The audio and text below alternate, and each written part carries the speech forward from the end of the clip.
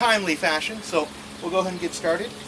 My name is Louis Gamino. I am an employee of Enviroscape, where I have been the past, my goodness, going on 20 years now. I feel older and older every time I say that, but I started back when I was a tender age of 15 and a half, 16 at Redondo High School. I'm a local guy, attended there, and back then you could get units or credit for having a job. So you could go work in McDonald's or the hardware store. Well, I chose to go to work with my family, which is Mike, and I've been there ever since. Since then, I've attained several degrees in environmental horticulture, became certified arborist, various water conservation programs we participate in. At Enviroscape, we do things the sustainable way. So we do a lot of landscape construction, drip irrigation, rainwater harvesting as well. The course here that they're having at Manhattan Beach Botanical Garden, they have several topics throughout the summer. Today we're talking about Ask the Arborist. It is an open discussion, and what I'm going to do is I'm going to highlight 5 different simple ways that you guys can promote better health in your trees. I gave everybody a brochure. I hope you have it. It just details what an arborist is. Now, an arborist back then you could be referred to as anybody with a pickup truck and a chainsaw. You're an arborist. Well, in order to be a certified arborist, and you guys can read over this in your spare time, but by definition, it's an individual who is trained in the art and science of planting, caring for, maintaining individual trees. Certified arborists are individuals who have achieved a level of knowledge in the art and science of tree care. Basically, it means I passed a really long test. So part of that test, it was a complex science and what goes on exactly in a tree, the species, the biology, identification, requirements, things like that. The brochure is full of a ton of information. Feel free to go ahead and take it home. Review it at your leisure. So we try to make this as interactive as possible. Everybody is here obviously because they have a care for what's going on around them. We know trees are good. So what are some of the benefits you guys experience on the daily basis of having trees in your home? They'll just have to figure it out. What? Oh, he's here! He made it! It's just you're living in a... It's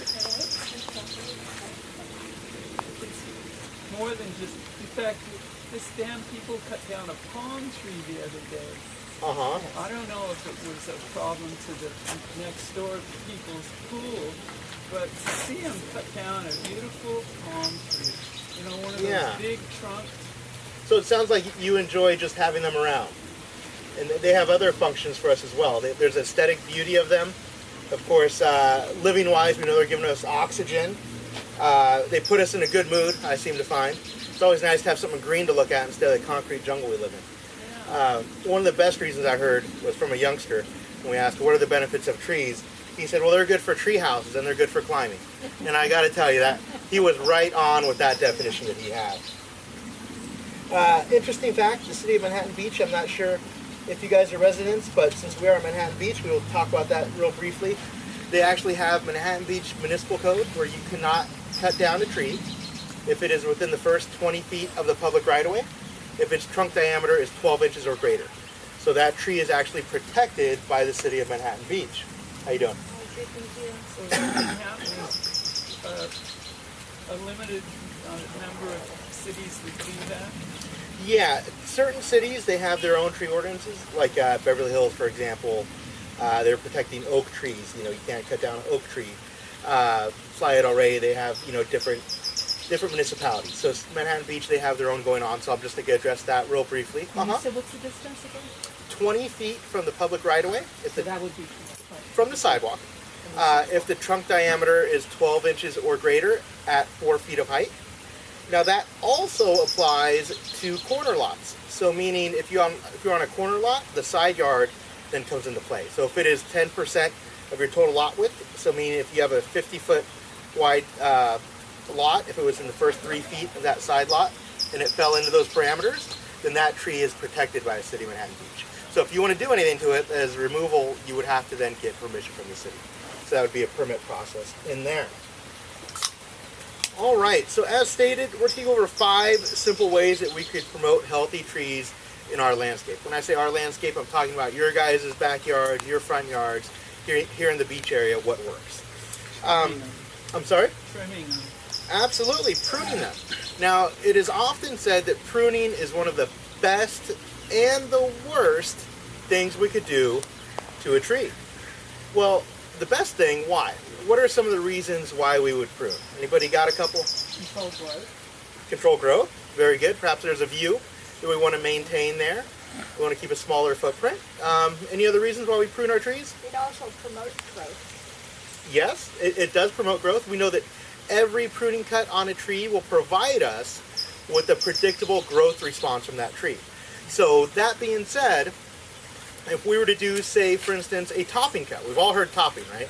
And we all know that topping does what to trees? Positive or negative? I think negative. It shocks them. It's a negative effect. As stated, it will provide us with a predictable growth response. So we know that if we come along and we were to top that tree right there, say at 15 feet, well, guess what? Maybe the individuals who get top it, they're going to say, guess what? You're going to have a ton of quick green growth coming out. And he is absolutely right. And that quick green growth, it will become weakly attached to the tree due to the fact of how it was cut. And that quick green growth will also promote a ton of insects to come and go ahead and nibble on it as well. So topping is shown as a negative effect. We want to remember the food factories of the tree are those leaves that are up there. So when we look up and that canopy is beautiful and lush as they are, well, guess what? They're there for a reason. So if we restrict its food factories or its food making capability, we're only going to send that tree into stress. So it's going to not be able to uptake all the nutrients it usually would. It will then go into shock, become more susceptible to stresses like drought, insect population. We're going to talk about the drought a little bit later too, because that's really important, really on everybody's mind. We talked about pruning. Clearance was brought out. If we want to keep a view or perhaps keep it pushed back away from our windows, from our property. Those are all very good reasons to have it pruned. Removing any dead wood within the canopy was brought out to promote new growth, which is a great reason to prune your tree. Structurally, we need to train trees to get away from having defects as they grow larger. And when we very first plant a tree, of course, it's young, tender. It may not seem like a big deal to have a crisscrossing branch touching each other, but as that tree grows 5-10 years down the road, those branches, as they rub, they're creating a wound there, which would be an entrance for decay, for insects, for things like that. So all these things we want to keep in mind as we go through.